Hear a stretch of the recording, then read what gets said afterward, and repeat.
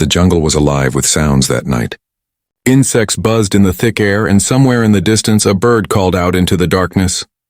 Lieutenant Jake Morrison crouched behind a fallen tree, his heart beating steady but alert.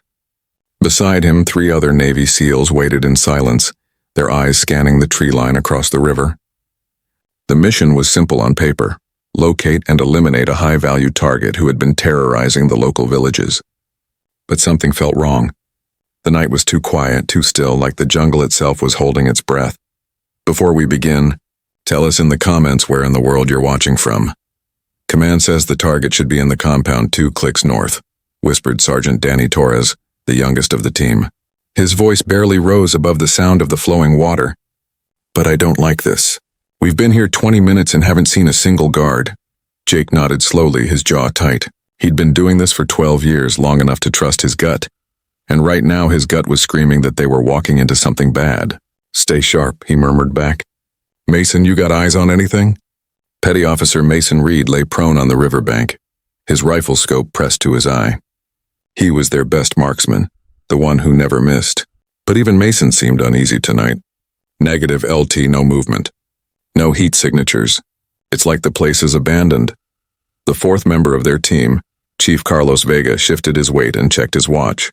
It was 3:22 a.m., the darkest part of the night when most people slept their deepest. Maybe they got tipped off, Carlos suggested quietly. Maybe they scattered before we arrived. Jake considered this. Intelligence had been solid, or so they'd been told. The target was supposed to be here, along with at least a dozen armed men.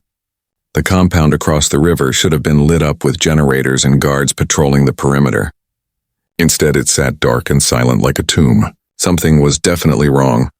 We move in 5, Jake decided. Mason, you take overwatch from here. The rest of us cross the river and clear the compound. If it's empty, we call it in and extract. If it's a trap, he didn't finish the sentence. They all knew what to do if it was a trap. Mason nodded and adjusted his position, finding a better angle through the dense foliage. I've got you covered, boss. Anyone pops up, they're done. The 3 SEALs moved like shadows toward the water's edge. The river was about 40 feet wide, moving fast from recent rains upstream. They'd have to cross quickly and quietly, which was never easy in full gear. Jake went first, slipping into the cool water and feeling the current tug at his legs. The water came up to his chest and he moved slowly, his rifle held high above the surface. Danny followed, then Carlos. They moved in a line, each man covering a different angle. The crossing took nearly 4 minutes. 4 very long minutes where they were completely exposed. Jake's mind raced through scenarios. Ambush from the compound. Ambush from the jungle behind them. Ambush from boats on the river. But nothing happened. They reached the far bank and pulled themselves out, water streaming from their uniforms. Mason, status? Jake whispered into his radio. All clear. You're ghosts out there. Nothing's moving. They approached the compound carefully, using hand signals to communicate. The outer wall was made of corrugated metal and wood, about 8 feet high. Jake peered through a gap and saw the courtyard beyond. Empty. No vehicles, no equipment, no people. The buildings looked abandoned, their doors hanging open. This doesn't make sense, Danny breathed. Intel was 48 hours old. They couldn't have cleared out that fast. Carlos moved to the gate and tested it, unlocked. He pushed it open slowly, wincing at the slight creak of the hinges. They entered the compound in a tactical formation, each man covering a sector. The main building was a 2-story structure with peeling paint and broken windows. Jake signaled for Danny to check the right side while he and Carlos took the left. That's when Mason's voice crackled urgently in their ears. Wait, hold position.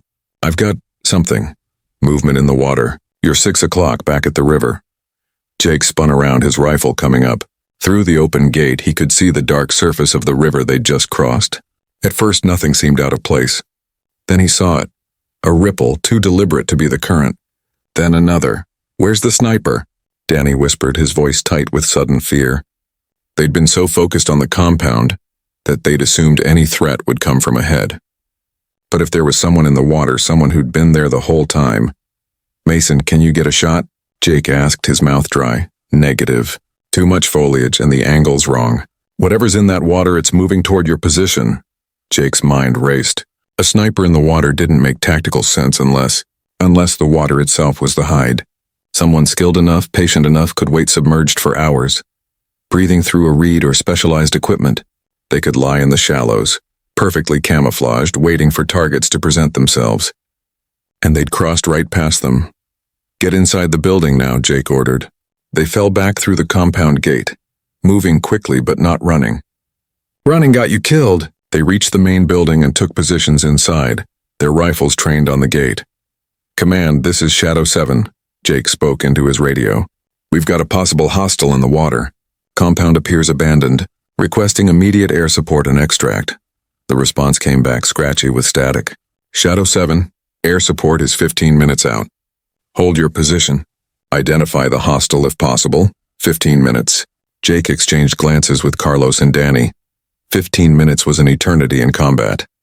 "Copy that, command. We're dug in and waiting." Danny moved to a window that overlooked the river. "I've got eyes on the gate. Still nothing visible." But Mason's voice came through again, more urgent now. "Guys, I'm seeing multiple ripples now. At least 3, maybe 4 contacts in the water. They're spreading out, surrounding your position." Jake felt ice in his stomach. This wasn't just one sniper. This was a coordinated team, and they'd been waiting. The abandoned compound was bait, and they'd taken it. "Mason, can you relocate to a better position?" "Already moving, LT. Give me 2 minutes. Those 2 minutes felt like hours."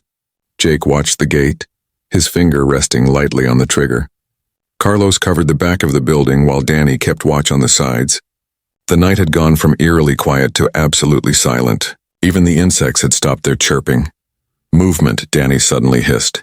"East window." Someone just ran between the outer buildings. Jake pivoted to look.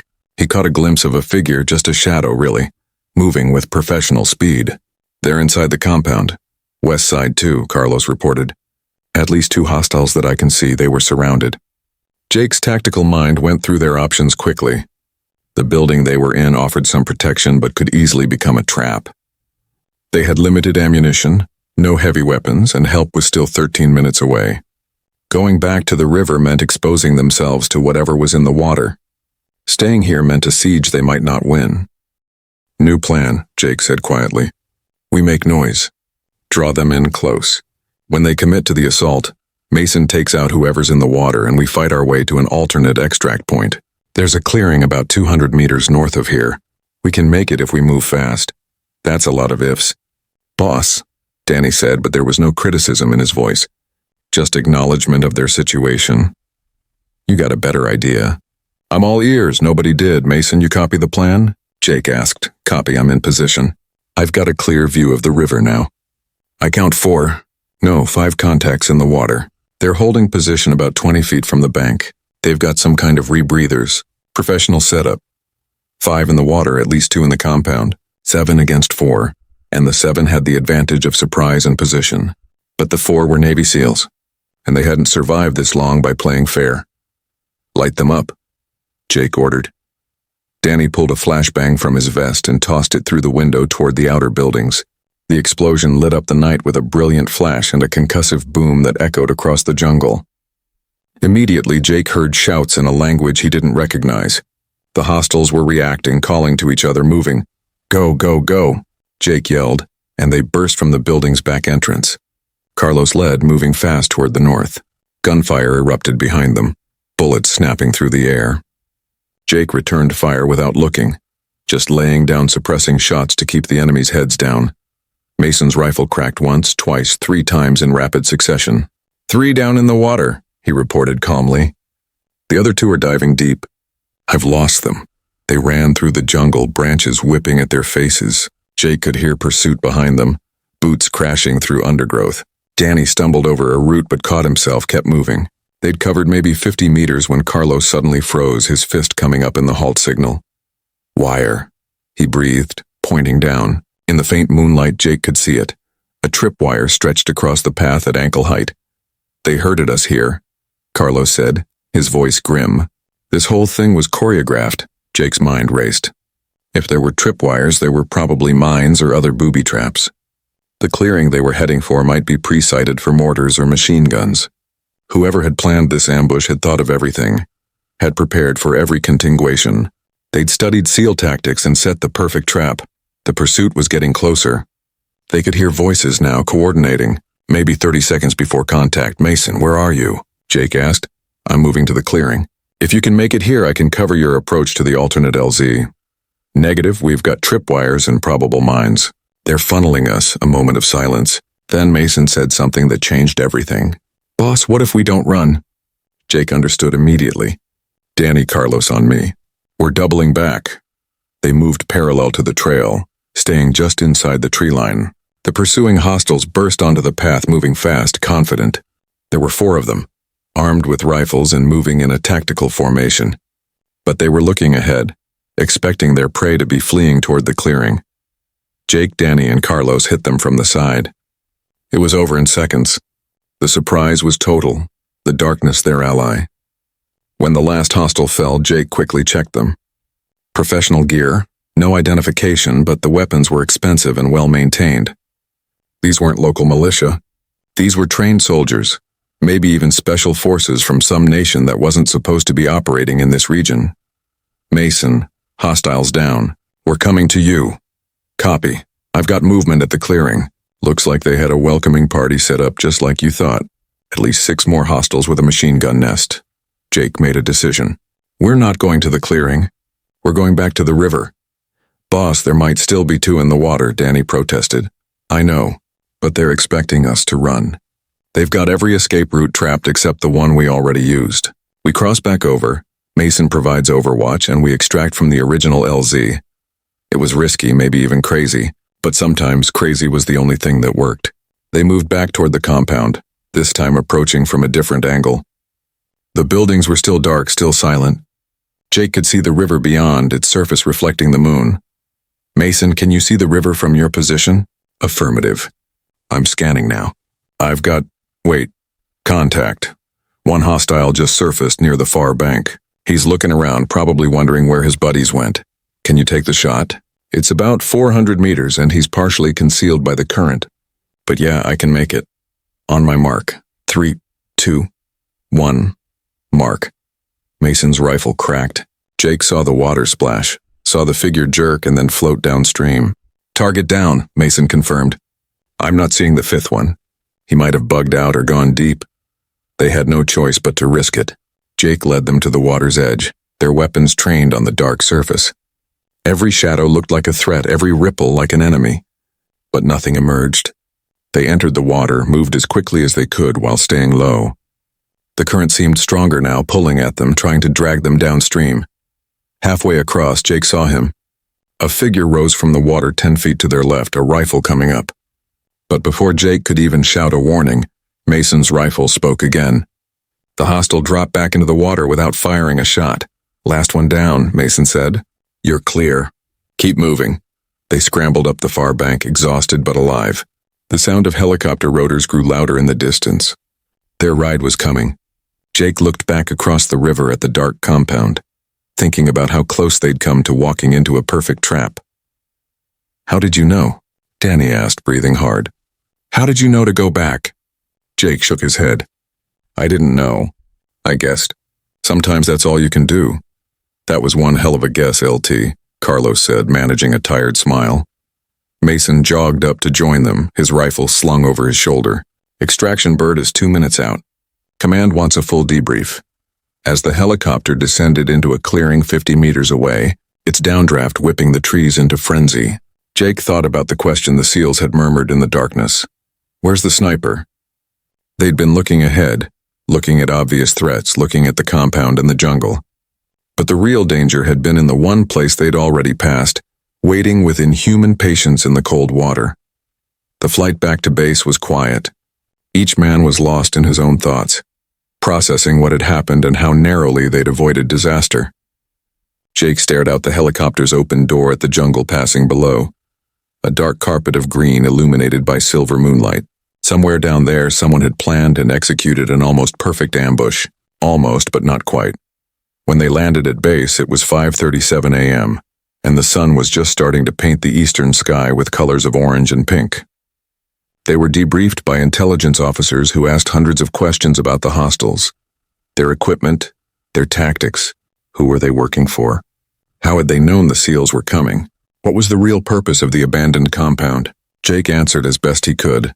But he kept thinking about the man in the water, the one Mason had shot at 400 meters in poor light. That kind of patience, that level of dedication to the mission, spoke to a particular kind of warrior. An enemy, yes, but one Jake could understand and even respect in a strange way. Later in the barracks, as the team cleaned their weapons and tried to wind down, Danny spoke up. "You think they'll send us back out there?" Jake looked at his young sergeant, saw the exhaustion and the adrenaline still lingering in his eyes. "Probably. But next time we'll know what to look for. Next time we won't be surprised." "Next time," Carlos said with a laugh, "let's just avoid rivers altogether." Mason smiled, a rare expression on his usually serious face. "Where's the fun in that?" They laughed together then. The kind of laughter that comes after surviving something that should have killed you. It was gallows humor, but it was real, and it bound them together tighter than any oath or promise ever could. They were a team, brothers in a way that people outside their world could never fully understand. They'd walked into hell together and walked back out, and that was something that would connect them forever. As Jake finally lay down on his bunk, he thought about the title of the report he'd have to write. Where's the sniper? That question would haunt him for a while, he knew. Not because they'd failed to find the answer in time, but because they'd learned it almost too late. The sniper wasn't in a tower or a hide. The sniper was in the river, in the water itself, patient and deadly and nearly invisible. But nearly wasn't good enough. Not against Navy SEALs. Not against men who trained for every possibility, who adapted and overcame, who refused to quit no matter how bad the odds looked. They'd survived because they'd trusted each other, because they'd thought fast and moved faster, and because when it mattered most, they'd done what SEALs always did. They'd turned the trap around on the enemy. The shadow that had emerged from the river was meant to be their end. Instead, it had become just another mission survived, another story they'd tell in quiet moments, another reason they wore the trident with pride. And if there was a next time, if another enemy tried another trap, they'd be ready. They were always ready. That's what being a SEAL meant.